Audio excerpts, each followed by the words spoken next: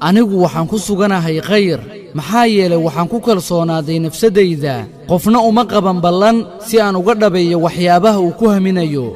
anigu waxaan ku suganahay khayr maxaa yeelay nafsadayda ayaan la saaxiibay keli ahaantayda ayaana ku qurxoonahay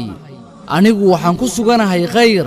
maxaa yeelay waxaan ka saaray noloshayda qaar ka mida dadka waxaana ka fogaaday waxyaabaha sabab la'aan idaalinaya anigu waxaan ku suganahay khayr maxaa yeelay waxaan muhiimad siiyey nafsadayda waxaana ku noolaaday noloshayda mana noqon sida qof nafsadiisa dadka kala barbar dhiga anigu waxaan ku suganahay khayr maxaa yeelay waxaan ogaaday inay farxaddaydu ay ku jirto gacanta allaah kadibna ay ku xidhan tahay dadaalkayga kumana xihin qof kale anigu waxaan ku suganahay khayr maxaa yeelay waxaan noqday qof u nool nafsadiisa kana tegey waxyaabaha aanan anigu muhiimadda ii lahayn sideedaba anigu waxaan ku suganahay khayr maxaa yeelay ma ahaanin qof muhiimad siiya hadallada ay ku odhanayaan wax magaratada fikradahoodana ma aysan ahaanin kuwa i saameeya anigu waxaan ku suganahay khayr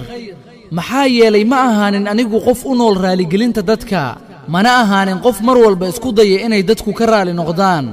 anigu waxaan ku suganahay khayr maxaa yeelay anigu ma ahaanin mid eega dadka farxaddooda anigoo isbarbardhigaya ayaga waxaana noqday qof fursad siiya nafsadiisa intaan siin lahaa khayrkayga